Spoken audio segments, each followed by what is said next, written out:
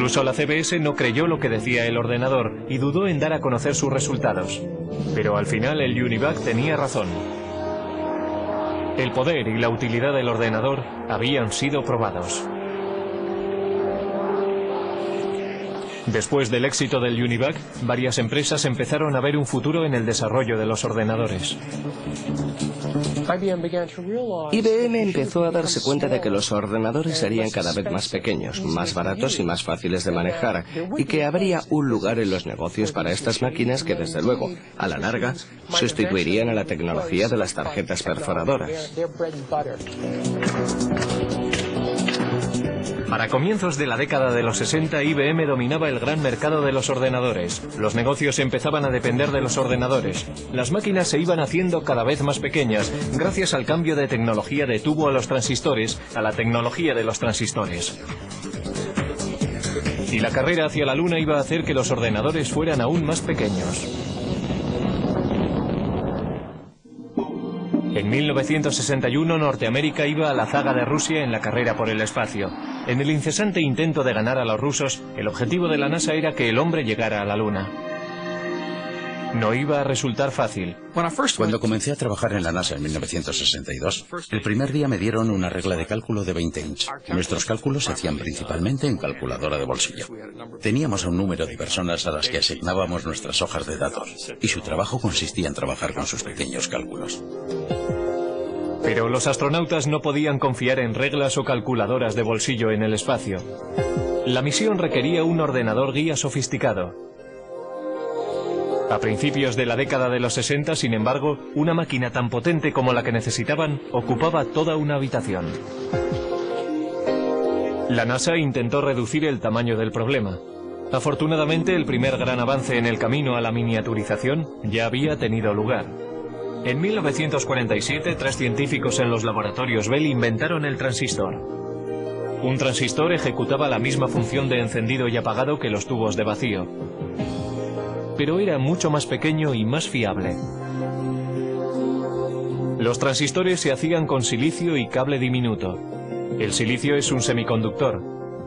Si se aplica un voltaje pequeño, se comportará como conductor, permitiendo que pase una corriente entre los cables. Si no hay voltaje, actuará más como un aislante bloqueando la corriente. Esta característica del silicio es lo que permitió a los transistores hablar el lenguaje binario de los ordenadores. Y harían del silicio la base para la industria de estos.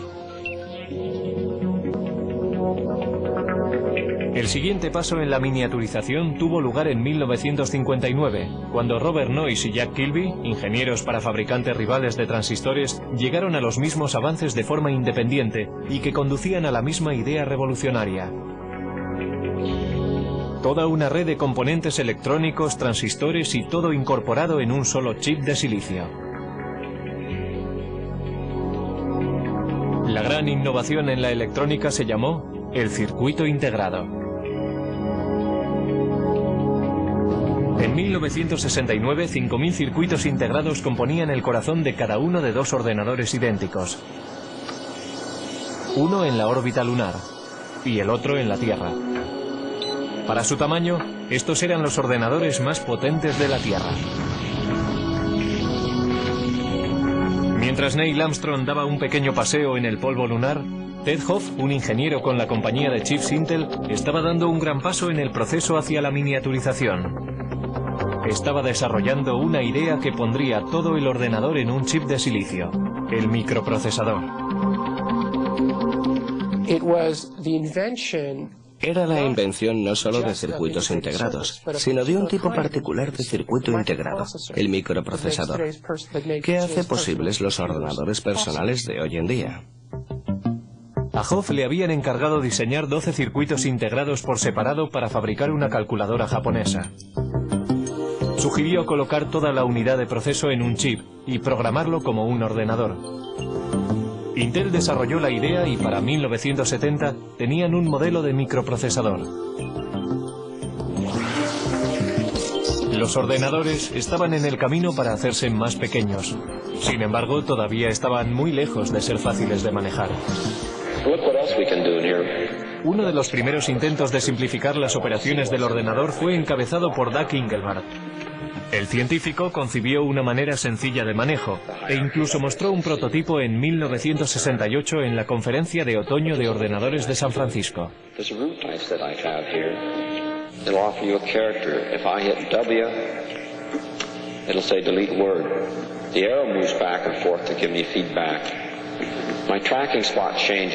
Soldando un teclado y un aparato para señalar que llamó ratón, Engelbart trabajaba con un ordenador a 30 millas de distancia, unido por microondas, y demostró que se podía procesar palabras en un hipertexto.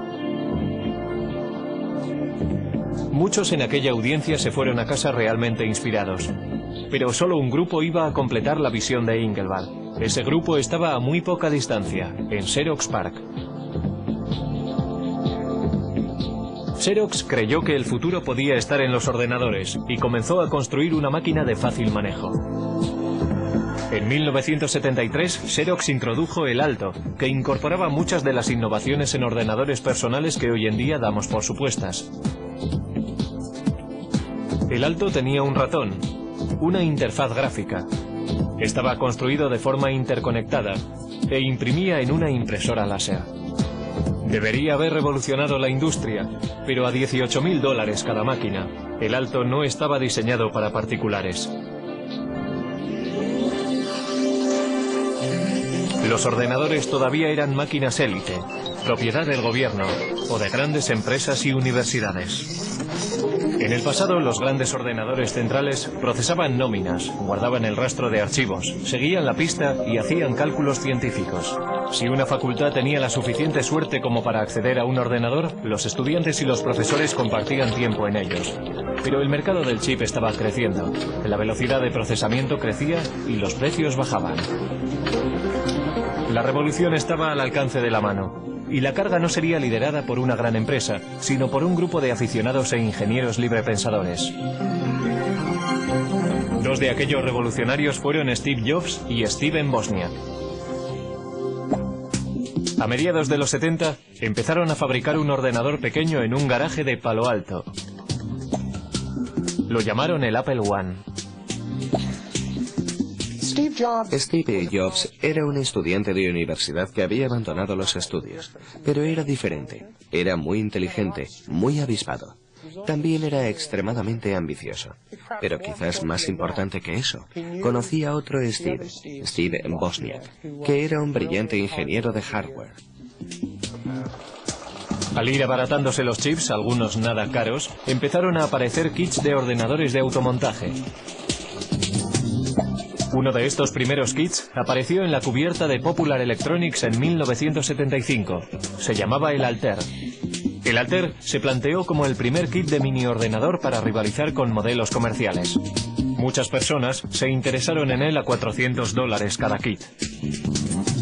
Estos primeros ordenadores, anteriores a los primeros Apple, eran en realidad para técnicos e ingenieros informáticos que tenían conocimiento de cómo conectar cables y conectar otros dispositivos y hacerlos trabajar. Así que pensé, compraré unos cuantos chips, un microprocesador y diseñaré mi propio ordenador. No fue que quisiera burlarme del mundo, era solo que quería hacer de este ordenador algo más personal que los interruptores que tienen posiciones arriba y abajo para introducir extraños números binarios.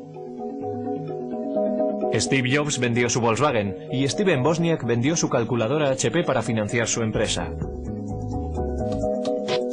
En 1977 introdujeron el Apple II, un ordenador atractivo, independiente y un teclado.